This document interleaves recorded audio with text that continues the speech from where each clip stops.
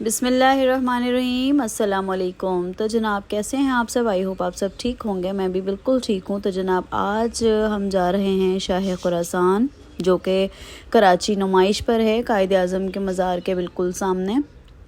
اور جناب جو ہے میں آپ کو زیارت کرواؤں گی ایسے علم کی کہ جہاں پر کوئی بھی دعا مانگی جائے تو وہ قبول ہوتی ہے، اور میں آپ کو بہت ساری زیارات کرواؤں گی، تو میرے ساتھ رہیے گا۔ یہاں پر جو بھی مومنین ہیں وہ آتے ہیں اور زیارات وغیرہ کرتے ہیں۔ اس کے بعد جو ہے یہاں پر جب محرم ہوتے ہیں تو بہت زیادہ رش ہوتا ہے، بہت زیادہ رش ہوتا ہے، بے انتہا جو ہے بچے بڑے سب جو ہے یہاں پر آتے ہیں، اور یہاں پر جو ہے دعا مانگتے ہیں، زیارات کرتے ہیں۔ تو بس جو ہے ہم بھی وہیں جا رہے تھے، اور یہاں پر ہم جو ہے یہاں پر پہنچ گئے تھے۔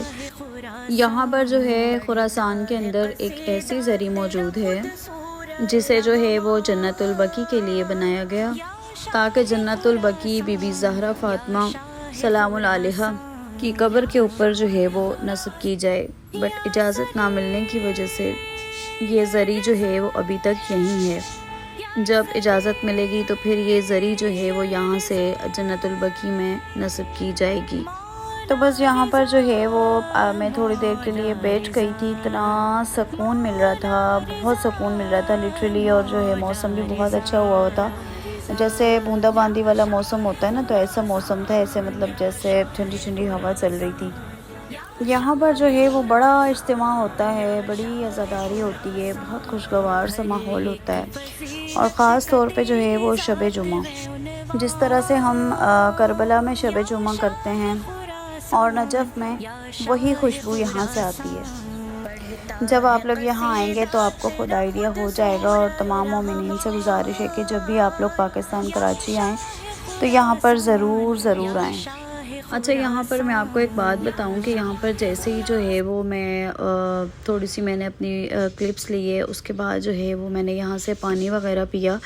پانی پینے کے بعد جیسے ہی میں اندر انٹر ہونے لگی تو مجھے جو ہے ایک لیڈیز ملی، جو کہ ایک تقریباً ان کی کوئی 65 ایج ہوگی تقریباً، وہ مجھے ملی، اور جب میں نے ان سے بات چیت کی تو وہ بے انتہا رو رہی تھی، وہ بہت رو رہی تھی، اور میں کافی دیر پھر ان کے پاس بیٹھی، ان سے بات چیت کی۔ میں نے یقین کریں کہ بالکل میں ایسی ہو گئی تھی کہ جیسے میرا خود دل پھٹ رہا تھا۔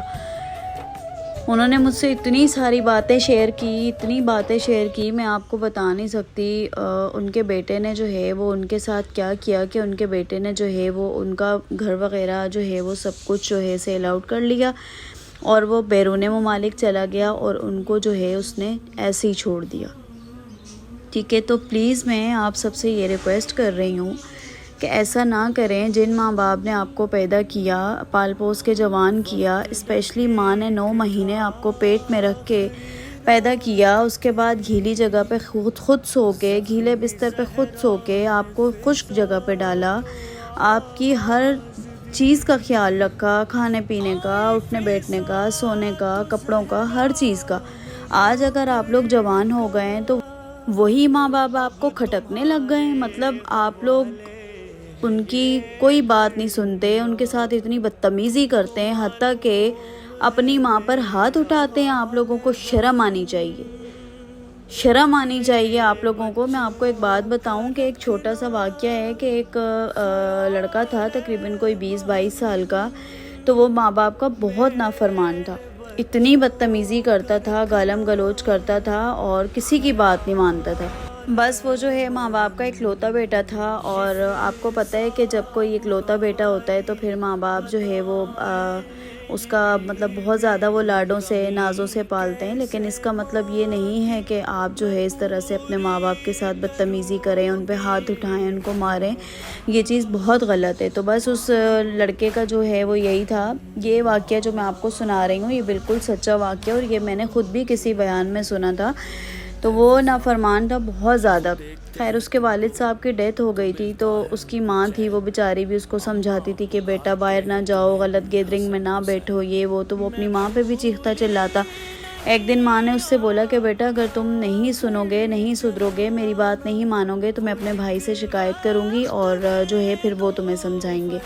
جب ماں نے یہ بات کی تو بیٹے کا دماغ جو ہے وہ بالکل ہو جاتا ہے نا، جیسے بالکل آپے سے باہر ہو گیا بیٹا، اور اس نے اپنی ماں کو مارنا شروع کر دیا۔ آپ یقین کریں کہ دوسرے دن جو ہے اس بیٹے کے جس ہاتھ سے اس نے اپنی ماں کو مارا تھا، اسی پورے ہاتھ پہ اس لڑکے کو فالج ہو گیا۔ اس کے ہاتھ نے کام کرنا چھوڑ دیا۔ اس کے ہاتھ نے جب کام کرنا چھوڑ دیا تو وہ چیخنا چلانا شروع ہو گیا، اور جب اس کی ماں کمرے میں آئی تو اس نے اپنی ماں کو بتایا۔ اس کی ماں بھی اس کے ساتھ رونے لگ گئی۔ ماں تو ماں ہوتی ہے نا، ماں تو ماں ہوتی ہے، ماں بھی رونے لگ گئی۔ اس نے اللہ تعالیٰ سے جو ہے وہ اتنی دعائیں کی کہ یا اللہ پاک جو ہے میرا بیٹا ٹھیک ہو جائے، بٹ کیا کہ تیر کمان سے نکل چکا تھا۔ میں آپ کو بتاؤں کہ یہ ماں باپ کی جو بددعا ہوتی ہے نا، یہ عرش ہلا دیتی ہے۔ خیال رکھیں پلیز۔ رب اکبر کی قسم ہے کہ مستقبل اگر پیسوں سے بنتا تو کسی کا بچہ بھی امتحانوں میں ناکام نہ ہوتا۔ اللہ تعالیٰ نے جو ہے وہ اولاد کا مستقبل جو ہے نا وہ ماں باپ کی دعاؤں کے ساتھ جوڑ کے رکھا ہے، اور وہ اولاد کبھی بھی کامیاب نہیں ہو سکتی جس کو اپنے ماں باپ کی دعا نہ ہو۔ جو اپنے ماں باپ سے بددعا لے وہ اولاد کبھی بھی کامیاب نہیں ہو سکتی، چاہے وہ لاکھوں کروڑوں روپے اپنی جو ہے وہ تعلیم میں انویسٹ کر دے۔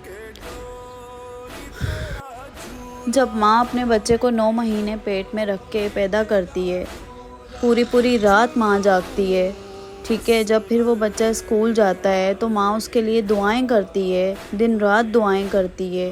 تسبیح کے دانے پہ گن نہیں سکتے، کسی بھی کمپیوٹر میں کاؤنٹ کریں نہیں کر سکتے، دنیا کے کسی بھی حساب کی جگہ پر حساب کریں تو حساب نہیں کر سکتے۔ ماں باپ دن رات اپنی اولاد کو اتنی دعائیں دیتے ہیں۔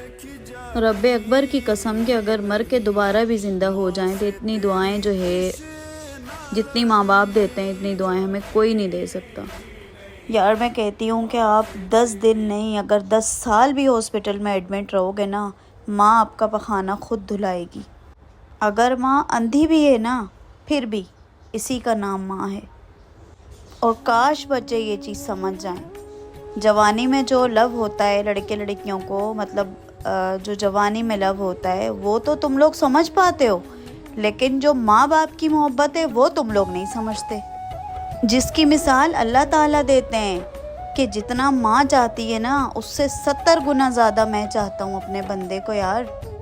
اور ماں کی تو کیسی بڑی نعمت ہے یار، کتنا پالا ہے اس نے۔ ماں 2 منٹ کے لیے واش روم میں جاتی ہے تو بچہ پیچھے سے بلک بلک کے روتا ہے، جس سے اتنا گہرا لنک رہا ہو اسے تو جوتا لا کر پکڑا دیں کہ جتنا دل چاہے ماں تو میرے سر پہ مار، میں ساری دنیا کے سامنے چیخ سکتا ہوں، لیکن تیرے مجھ پہ اتنے احسان ہیں کہ تیرے سامنے میں آواز نہیں اٹھاؤں گا۔ میں نے عزت دار لوگوں کو دیکھا ہے، مائیں مارتی ہیں وہ سر جھکا کے کھڑے رہتے ہیں۔ آج فرعون بن گئی ہے یہ جو نوجوان نسل ہے، یہ فرعون بن گئی ہے لٹرلی۔ آپ یقین کریں کہ یہ فرعون بن گئی ہے، اور یہ بہت غلط چیز ہے۔ تو خیر جناب، بس میں جو ہے میں ایموشنل ہو گئی ہوں، اور بس اس ماں سے میں نے بات چیت کی، جتنی میں ہیلپ آؤٹ کر سکتی تھی ان کی، اور میں نے ان کو بولا کہ میں آیا کروں گی، آپ کی جو مجھ سے ہو سکے گا میں ہیلپ آؤٹ کروں گی۔ تو بس جناب آج کا ولاگ میرا یہیں تک تھا۔ کاش کہ یہ جو میں نے باتیں کی ہیں یہ کسی ایک کے بھی جو ہے دل پر لگ جائیں اور وہ ماں باپ کا فرمانبردار بن جائے۔ بس میری ویڈیو کا یہی مقصد ہے، میری ویڈیو کا یہی مقصد ہے۔ پلیز اپنے ماں باپ کی قدر کریں، جب نہیں ہوں گے نا تو آپ لوگ دونوں ہاتھ سر پہ رکھ کے روئیں گے۔ آپ کے پاس دنیا کی ہر چیز ہوگی، ہر نعمت ہوگی، گھر گاڑی پیسہ سب کچھ، لیکن ماں باپ نہیں ہوں گے۔ پھر آپ کو ان سے ملنے قبرستان جانا پڑے گا، پھر آپ لوگ پچھتائیں گے کہ کاش ہم ماں باپ کے ساتھ ایسا سلوک نہ کرتے۔ تو پلیز میری ریکویسٹ ہے، اپنے ماں باپ کے پاس تھوڑی دیر بیٹھ جایا کریں، ان سے بات کیا کریں۔ دروازے پہ ذرا سی دستک ہوتی ہے تو وہ آس لگا کے بیٹھے ہوتے کہ ہمارا بیٹا آیا ہے، ہم سے بیٹھ کے بات کرے گا، ہم سے حال چال پوچھے گا، لیکن آپ لوگ اپنے کاموں میں اتنے مصروف ہیں کہ ماں باپ کو آپ 10 منٹ نہیں دے سکتے۔ پلیز میری ان باتوں پر غور ضرور کیجیے گا۔